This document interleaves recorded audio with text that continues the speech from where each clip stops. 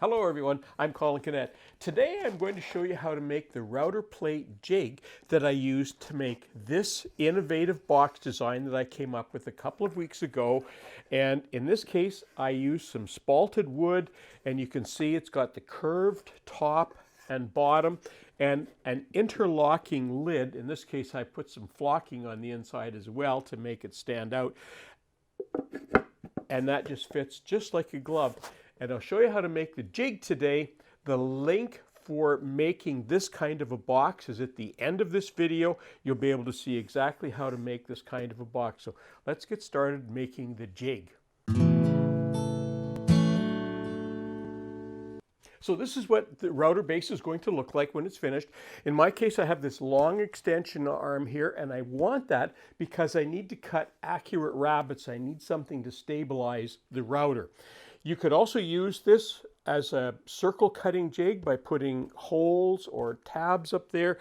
You could also use it for cutting floating mortise and tenon joinery by putting a couple of pins in here. You could do both of those, and you can still use it as a rabbeting jig. So lots of things you can do with this. And the point today is how and where you attach this on your router. So let's get started with that. So I've taken all of the screws out. There's only 3 holding the plate on, and that's what they look like. You can see they've got a little bit of a head on them, so I'm going to have to recess on the new plate. Now when I take this off, you'll notice that I've already marked where the holes are, and I've marked them in red.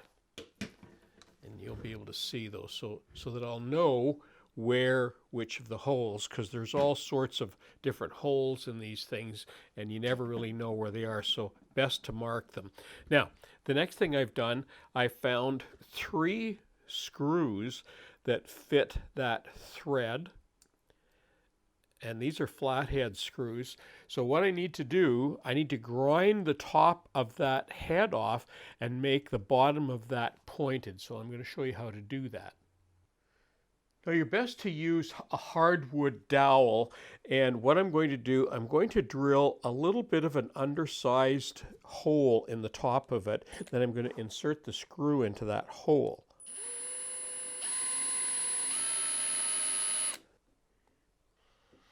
And it doesn't really matter if it's exactly in the middle. Now that's the only way you can safely hold this little screw without damaging the threads.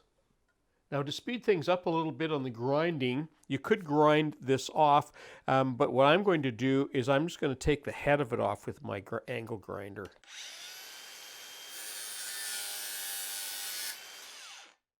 Now I have a fairly fine grit grinding wheel here, and what I'm going to do now is just sort of spin that around and put a bit of a point on that. And I'm probably going to grind down some of the wood as well. Don't worry about that.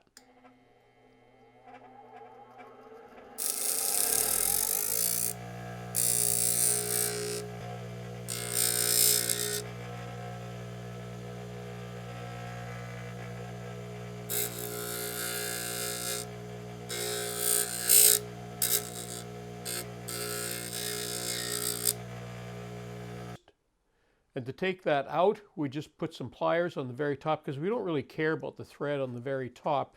It's the thread further down that we want to protect. There's the sheet that I'm using, the plastic sheet that I've cut.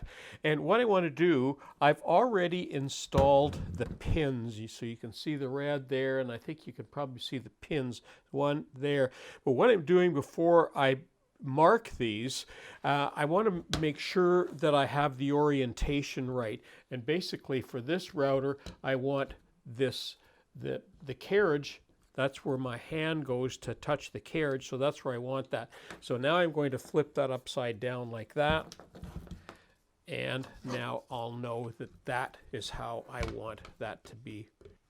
Okay, so what I've done here, I've just drawn a line here so that I can line that up with the flat spot here of the router, and I'm just trying to align that. And all I need to do now, I've got a hammer here, and I'm just going to make a light indentation on each one of these, and I'll be able to see it through the plastic.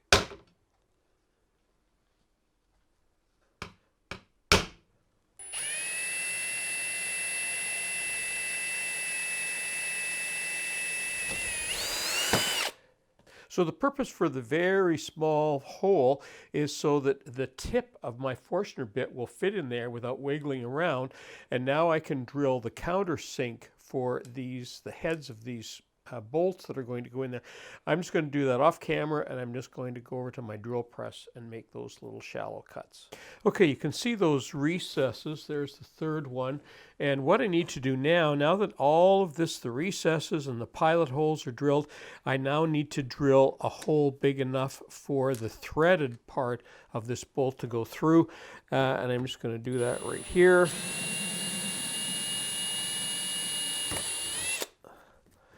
There, and that should fit there.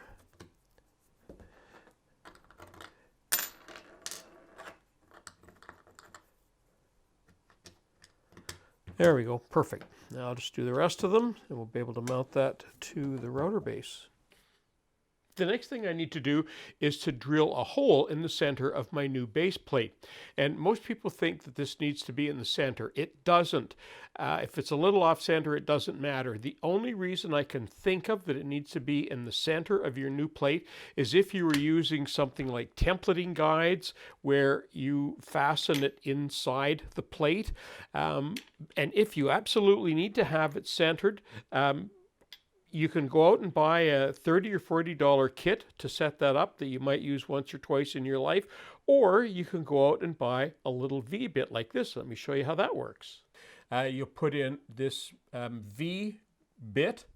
You'll make a plunge cut into the plastic, but you'll just barely touch it, just enough to mark it, because then you're going to drill a hole with your drill, just like we did when we installed the base plates in, because all we want is a hole large enough to accommodate the very tip of a Forstner bit, and then the Forstner bit will cut out the hole size that you need. What I need my base plate for, I need it large enough for this rabbeting bit to go through. So what I need to do is to drill a hole, in my case with a hole saw, that's going to be large enough to do that. So rather than using the V bit, what I'm going to use is this little bit here, this little straight bit, and then I can drill a hole right through the plastic. Then I'll take the mount off of here, take it over to my drill press, and I'll be able to put that hole saw right through that pilot hole that I've already drilled there. So that's what I'm going to do. Okay, I have a sacrificial board underneath. I've got my bit mounted. I'm just going to cut that hole.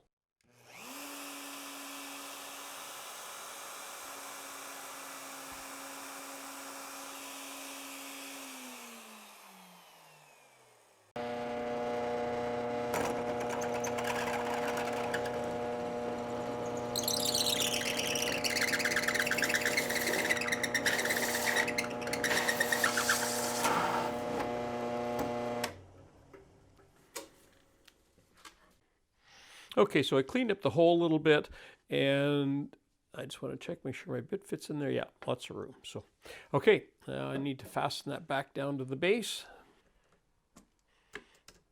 There we go. And that's all ready to go in its present form. Just need to install a router bit, and we're ready to start using it. Well, that concludes my video for today, and here's the example of the box that I made, and the link for that is at the end of this video. It's a lot of fun. I think you'll enjoy it, so check out that link as well. I'm Colin Canet for Woodwork Web. Thanks for watching.